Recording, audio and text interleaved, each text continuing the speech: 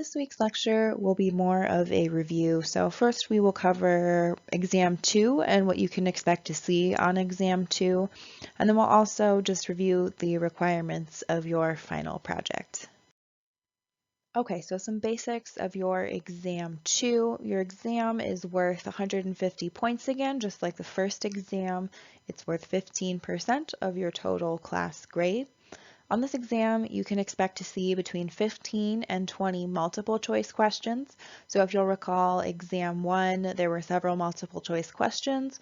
Along the same line, there will be multiple choice questions for exam 2 as well.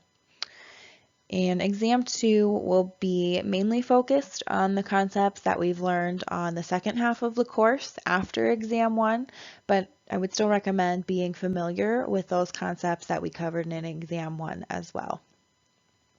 You'll also have a command matching exercise on your exam, and what I mean by that is simply matching the command to its definition. So you'll have a list of commands and a list of definitions, and you should be able to identify the definition for each command.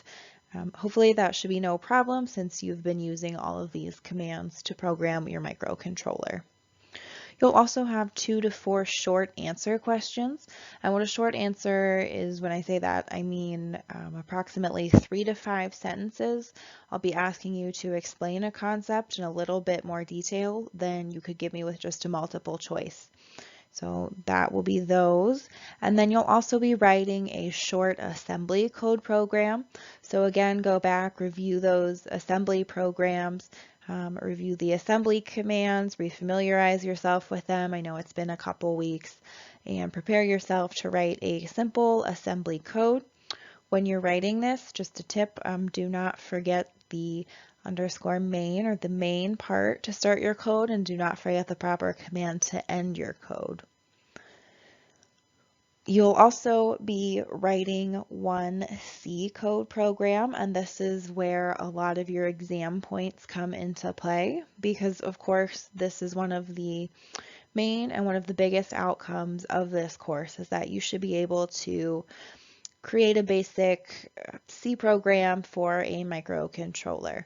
And so you won't know ahead of time what you're programming, but again, just like assembly code, it's important that you be familiar with all of the commands that we've covered in this course, and that you know how to apply them and how to structure your code. So the rest of this video, I'm going to do a quick review of most of the content that will be contained in your exam. If you really want to make sure that you've covered all the content, just look at everything in between exam 1 up until the end of the semester. But I'm going to cover kind of the basics of everything again, but you can always refer to the initial lecture videos if you want to hear it. I probably explained it a different way in those, or with a little bit different wording, or if you feel like you need a more detailed explanation, those are going to be the go-to videos.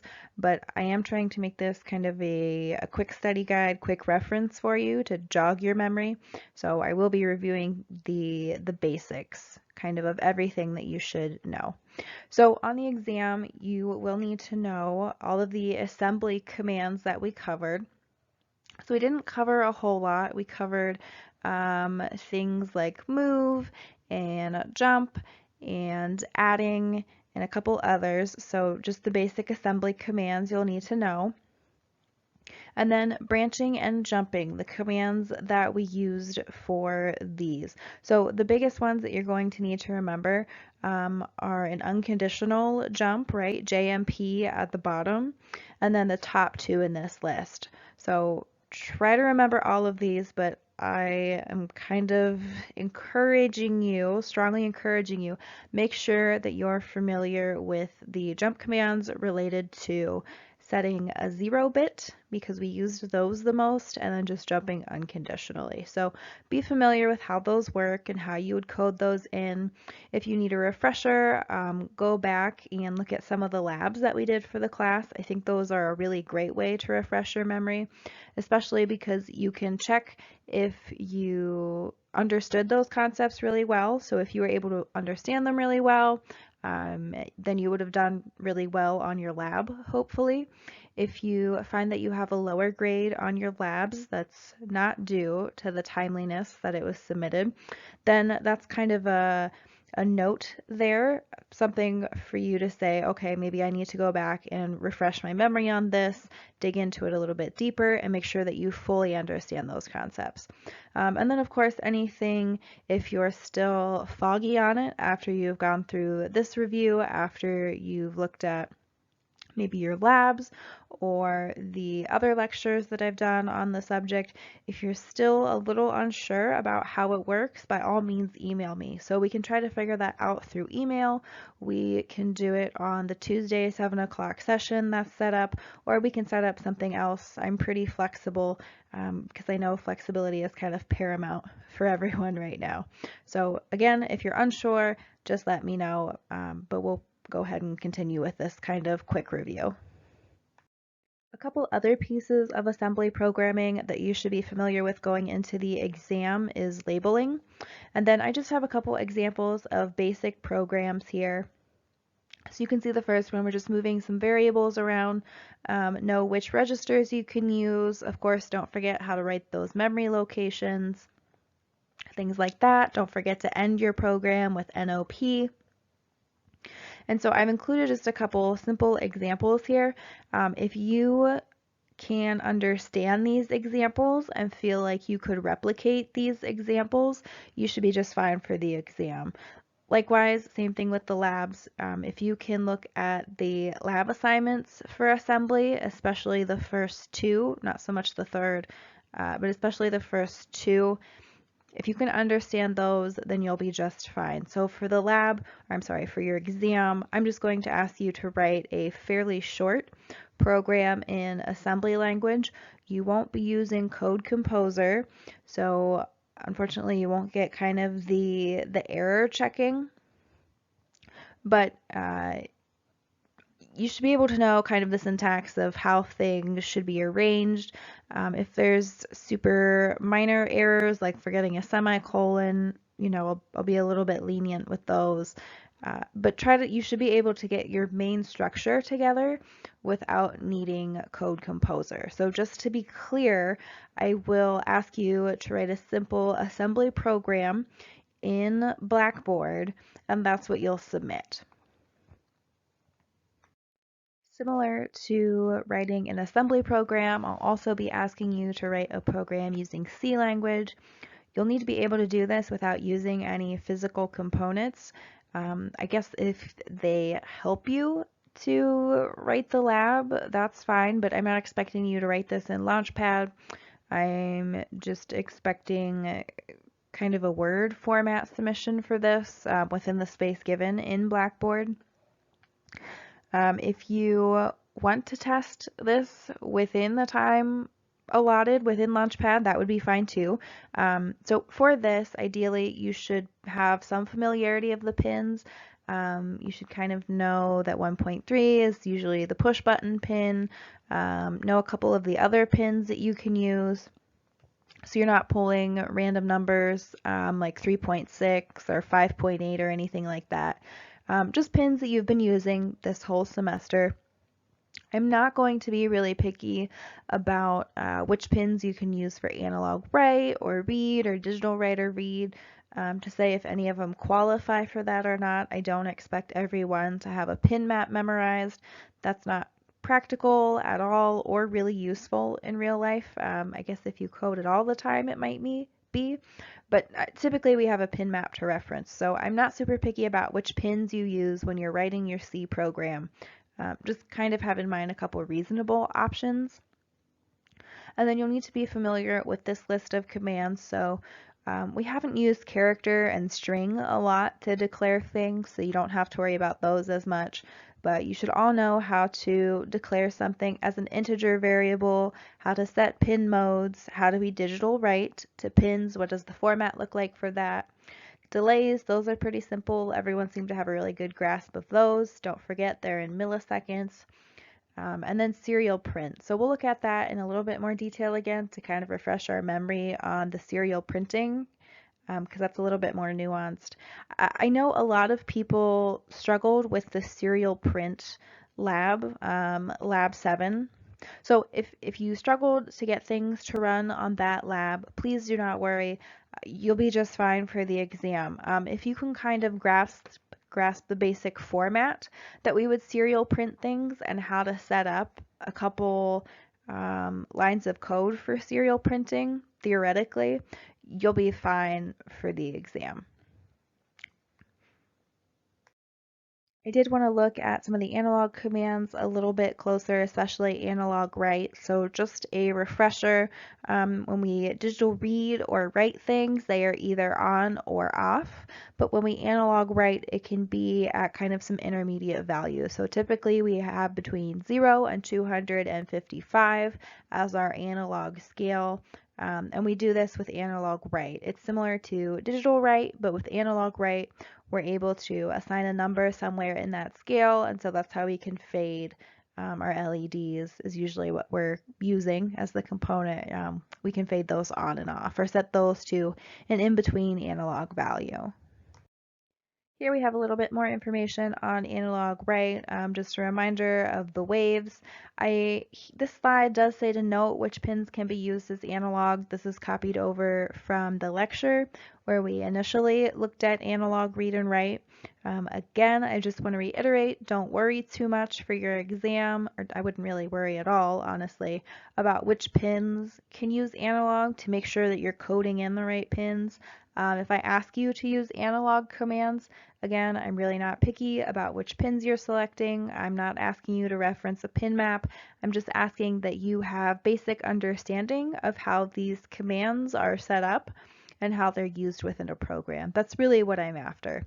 So I'm not going to be super nitpicky on these programs. I do expect that they have good structure, that they should have some comments in them, that they should be well written. But if there's a couple things here and there, you know, I understand that the programming is never a perfect process. There's always some troubleshooting. So don't worry about that too much. Just worry about understanding all of the commands and how to piece them together to make a program do what you need it to. And so just a reminder, when you analog write, you do need two pieces of information. You need to know which pin to write to. I usually leave this up to you in the exam, so just pick a pin, and then you need to know or choose the pulse width modulation value to fade to. So again, that's usually our value between 0 and 255. So this is where our fade amount comes in. This isn't necessarily a command in itself. It's usually a variable that we can assign things to. I already covered the 0 to 255, but something I do want to know when you are using analog write to fade and you're selecting your fade amounts is don't forget that the values of analog write can change very quickly depending on the way you have the loop set up. So you might need to incorporate a delay. Again, if you're using analog write in your program, just take a second to think about what would be reasonable. Do I need a delay here? Have I used a delay before? What would make sense? For the exam, you should also know about setting pins to be pull-ups. So a reminder, this is what we typically do when we're using a push button, and this kind of controls any intermediate values or signals that might be sent to the push button. It eliminates a lot of that kind of static or interference. So it makes it really clear if the button is being pushed or if it's not. That's why we declare it as an input pull-up. So I think that is pretty much everything for that. Just remembering that it is in a high state when it's not pressed, and it is in a low state when it is pressed. So it's kind of almost the opposite of what you would assume. But for a pull-up, it's in a high state when it's not pressed, low state when it is pressed, and then just a reminder that if this was to be a pull down, then it would be even opposite of that. So we didn't really cover pull down resistors or setting push buttons to pull down. You don't have to worry about that too much for your exam. But know what a pull up does and kind of how it works in conjunction with setting up that push button component. You should also be familiar with the digital read command. So when we digital read, we are just checking if this is referring a button, but essentially if whatever pin we're reading off of is receiving a high or a low signal, if it's active or not. This is typically used in conjunction with a push button. Don't forget, we need to digital read the status of that. And then here in this example, you can see that we've just assigned a variable. So whatever the digital read command is seeing, that's going to be assigned to that variable name so we can store that and we can reference it later. So in conjunction with a push button, just a quick reminder, we typically use the digital read command. And again, I would strongly encourage you to revisit your labs. I think those are going to be the best source of study material for your exam, and you might want to go back to the original lectures on some of the definitions of these commands, but everything we've talked about, you've applied in a lab. So it'll be great to go back, refresh your memory on those labs, how you use the commands, and things like that, and how they all piece together what you need to perform certain functions. So those are going to be a great resource for you to refer to when you're preparing for exam 2. You should also be familiar with the if-else loop. So if something is happening, perform action A or else perform action B. I think most of you, if not all of you, did really well on this using this command in whichever lab that was. So I have no doubt that this will not be an issue for the lab, but just kind of remind yourself on how this loop should be set up. So if, and then we have a variable here. Here's our variable, and then we're doing a check. Those are in parentheses, and then we have our first bracket, the whatever case we want to put in the middle here, and then a close bracket. And then we have our else command, and again, another bracket, or I'm sorry, these are braces, and then a brace here. So just, again, take note of how these are set up because you will not be able to use the slides as reference material. So kind of get an idea of how some of these commands should be set up when you're programming. All right. And then a step up from the if-else loop is the for loop. So I think everyone did well on this too. Just remember when you're setting up a for loop, the first variable you have is your initialization. What are you kicking the loop off with? What are you setting your variable to equal? What's the condition you're checking for comes next? And then essentially your increment or your modifier comes at the end. So how are you changing that variable after each loop of the code? So this is the basic format that I've included, a quick example. So this for loop is going to start with integer I at 0. It is checking if I is less than or equal to 255, and each time it loops through, it's going to increment I by 1. So I think this is from our analog fade lab that I pulled this snippet from, or this could be used for that. And so I is going to go and keep incrementing from 0, 1, 2, 3, 4, and so on. It'll be eventually equal to 255. It'll run through the loop one last time. Then it will be incremented to 256. And the for loop will not be initialized anymore because it won't meet that condition in the middle. When it comes to the for loops, you should have some familiarity with the conditions that you're able to use, and the increments are modifiers that are available to you. So I'm not going to ask for anything crazy that we haven't done before, like dividing a number being your modifier in a for loop. I'm pretty much sticking to things that we've already covered, we've already worked with in the labs, but just a refresher, here are the possible conditions that you can have in a for loop, and then your increments. So I think we've used both add 1 and potentially subtract 1. For your C program that you'll be writing, you also need to be familiar with the serial commands, some of those. So don't forget at the beginning of your program, in the setup section, you always need to start with a serial begin command. I'm not going to be particular about the data transmission rate. We've been using 9600 as kind of our standard, so I would encourage that. But I've never really required anyone to use a specific number here. So just declare serial begin, your transmission rate. You'll need to know that for your exam. As part of our serial commands, you should also be familiar with serial printing.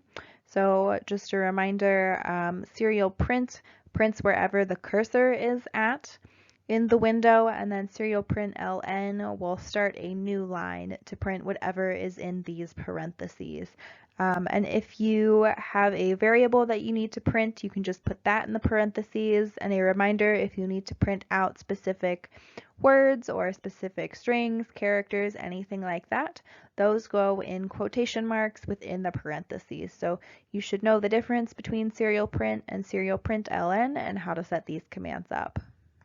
Here's just a refresher on how these commands can be put into a program. So you can see in the first example, serial print is just going to print whatever the variable x is. So you can see every time it goes through the for loop, x is going to start out as 0 initially. Every time it goes through, it will be incremented by 1.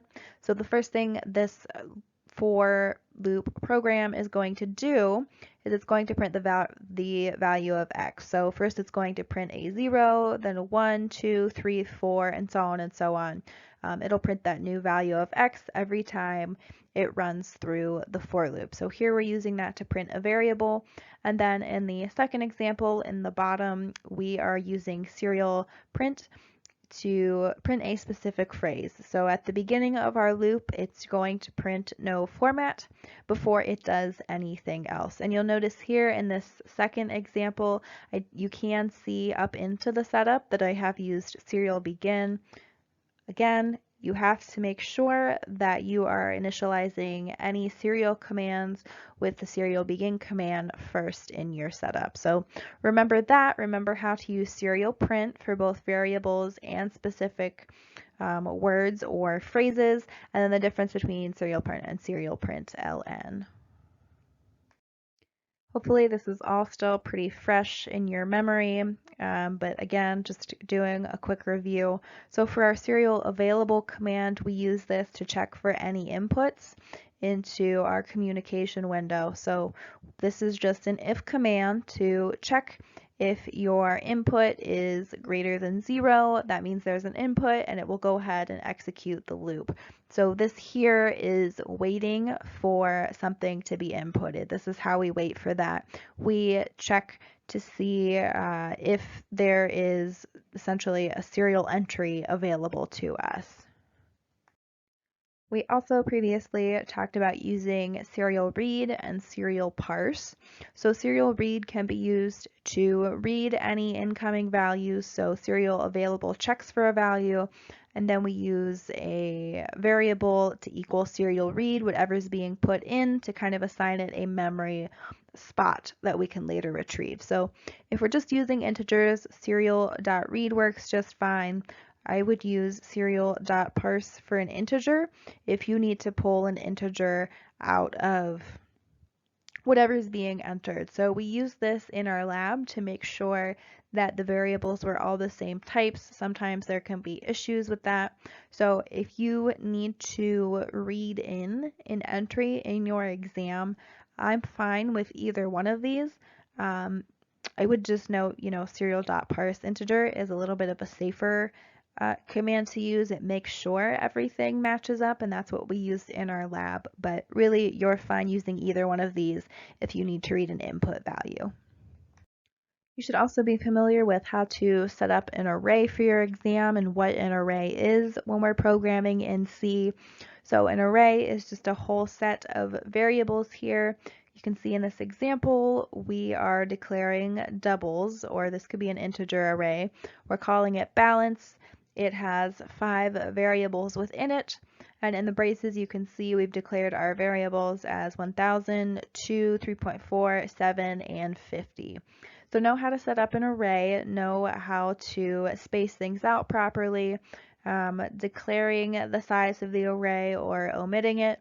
If we are putting everything into it initially is fine, so either one of these formats is fine here. You should know how to set these up. In addition to the setup of an array, you should also know how to recall it and use it in your program. So here's a simple example. I wouldn't ask you to do anything more complex than this or anything that we've already done. Here we're just using our array to declare all of our pins as outputs. The reason why we use an array and not just an incrementing modifier is that these pins are not all in order. So here we could actually just use an incrementing modifier to do 2 through 7. If we were skipping pin numbers, that's when an array would be really useful, or if we want to do something with them out of order. So that's kind of a refresher on how we would use arrays and why we would use arrays. But you can see this array is LED pins, and then down here in the example, grab my highlighter, we are declaring the pin mode of a pin within the array, and then whichever call section of the array that we're calling up using this pin as a variable. So this pin is going to start out as 0. It's going to reference the 0 section in the array right here, so it's going to declare pin 2 as an output.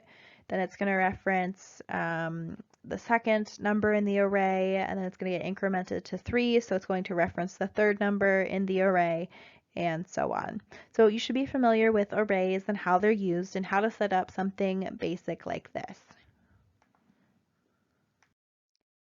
This is kind of the last piece of C language that you should be familiar with. I didn't add a real complex example for this one, but I don't think switch case is really that difficult to program with either.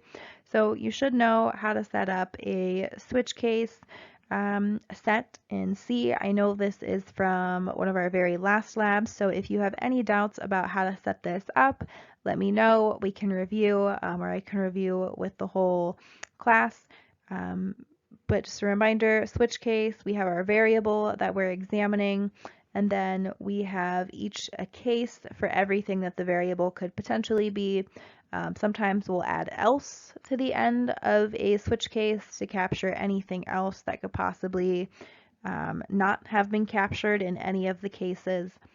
So it just matches up the variable to whichever case label it matches, and then we perform some set of commands where you see the statements comment, and then at the end we break out of that switch case. So if you need to review this, again, I would refer to the original lecture. I explain this in a lot more detail, or take a look at your labs if you did well in those. If you have those submitted, then those will be a good indicator too for how proficient you are with this. Here's a couple other concepts that you should be familiar with for your exam. I'm not going to review all of these here because that would take a whole lot of slides. And these are all mostly contained in the same lecture from the last few weeks, so these will be an easy reference for you. So you should be familiar with what could be an input, what could be an output for a microcontroller. So just think of some of the common ones that we've used and the difference between them. That's pretty basic. Kind of know the basics of I/O interrupts, so you don't have to know all of the details, but do have some understanding of what it is, why it's needed, and how it works. Also be familiar with power management techniques. Why do we use power management? Why would we need it? That's kind of the big point for that one. And then the DC motors and drivers from our lecture in week 13. Kind of know the basics of those. What's the difference between the two motor types that we talked about? That's kind of the big takeaway there.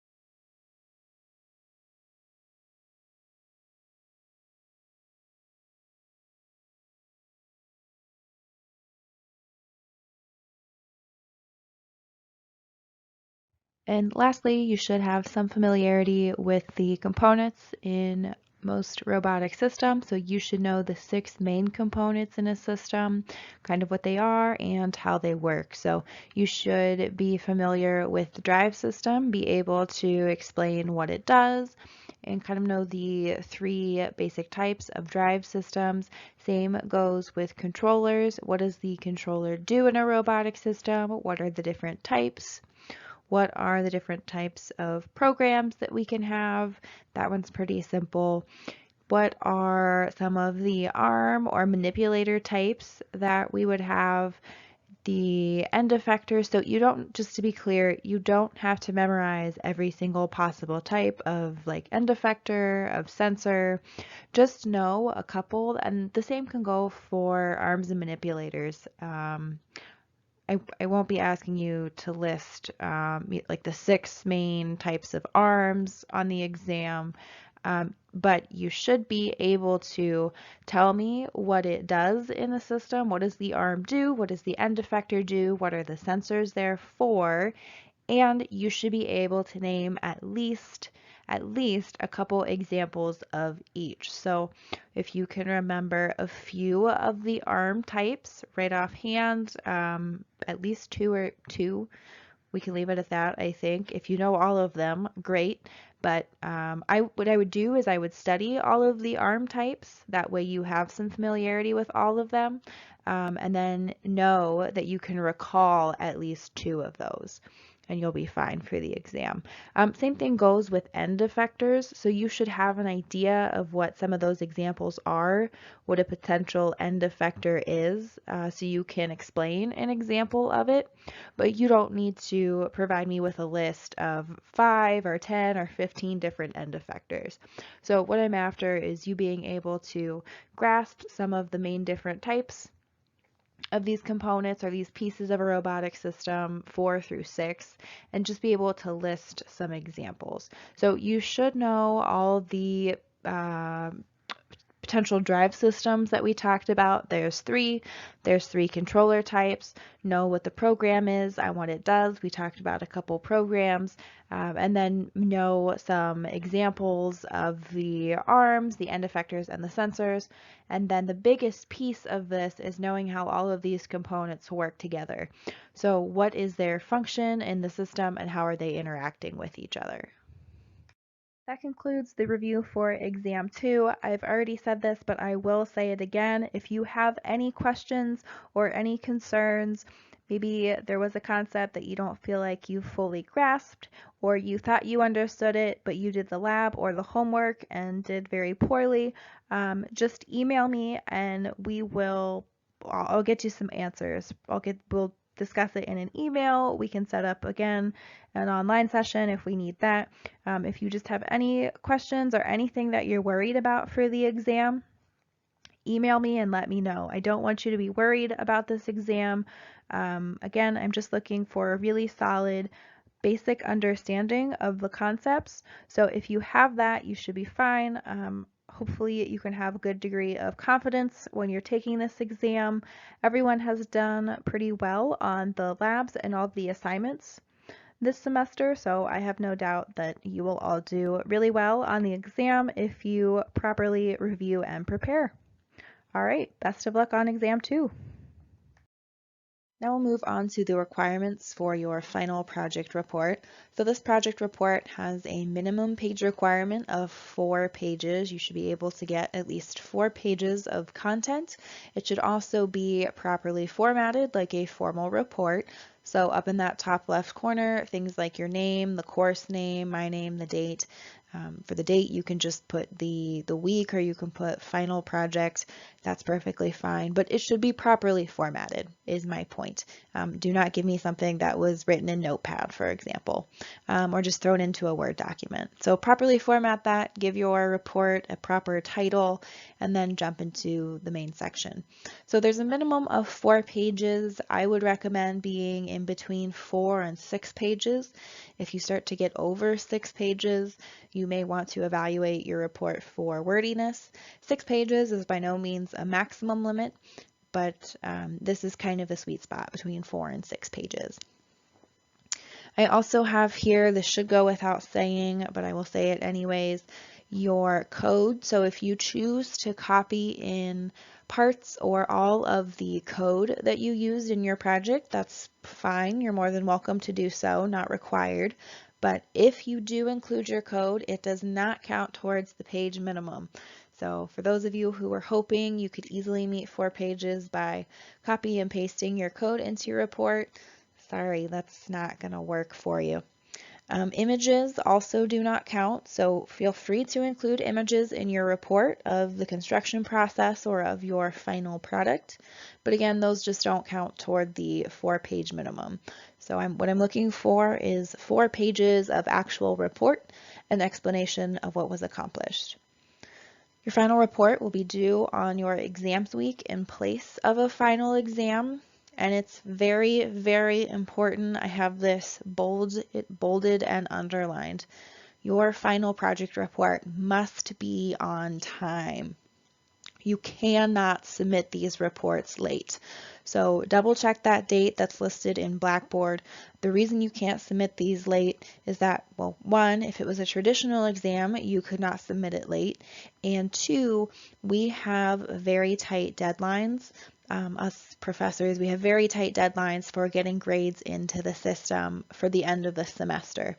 So if you submit something late, you risk receiving a 0 for your final project report. So get it in on time. Okay, on to the minimum content that I expect you to include in your project report.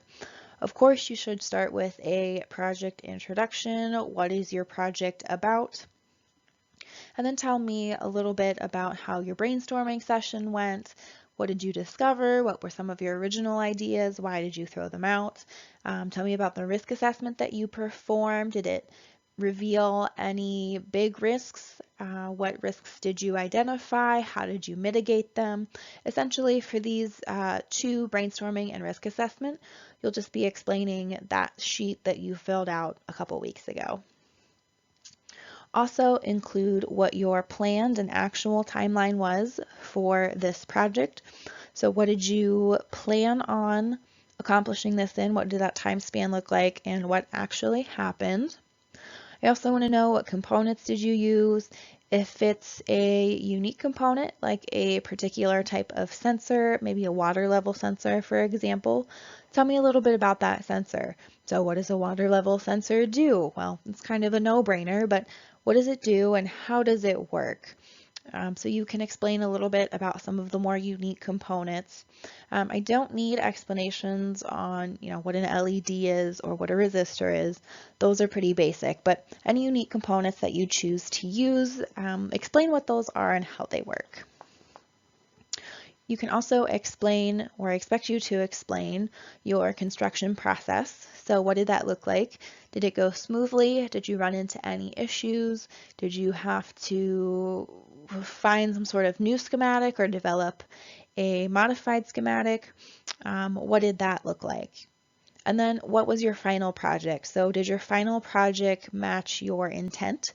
Did it come out exactly the way you wanted it? How does it perform? Explain a little bit about that. Also, I don't have it here, so it's not a requirement, but I would recommend if you are modifying a project or referencing a project from somewhere else, include a little bit of that in your explanation, maybe in your construction process or in your brainstorming section of your report. Just mention where you found the resource, how it inspired you, and maybe which parts of it you used and how you modified those to make your own unique project. That would be a good add in this report. So, okay, in addition to that, I also want you to tell me what are some potential improvements you could make. So if you had more time, or if somebody was going to do the exact same project as you, what are some things that you could tell them to make their project better? So if you had to do it all over again, how would you do it differently? So I have recommendations here in parentheses. This is not asking you to tell me if you would recommend this project to somebody else, yes or no. This is telling me what improvements could be made. What specific things would you recommend people change or do differently if they attempt this project? And then, of course, it's always necessary to cite your sources. Very important. Rather that is a code source, a schematic source, anything like that. If you've referenced some sort of external material, and I hope you have, hopefully you've referenced at least 3 to 5 external sources to build a solid project. But whatever you've referenced, include it in the end of your report. And then really you'll want to cite that throughout your report if you allude to those sources. So any format, you could use APA, MLA, really any traditional citation format is fine. But make sure you include those sources. So that's what I expect to be included in your final project report. And then I would also like you to submit a short video with a project demonstration. So let me see your project working. Even if it wasn't fully successful, that's fine. Just record what you do have, or at least take a few images. So I'm requiring a video, but if you need to supplement that with some pictures, you can do that as well. So that's all of your requirements for your final project report. I'll have these listed on Blackboard as well outside of the lecture, but I wanted to cover those in a little bit more detail. And that wraps up our review for this week.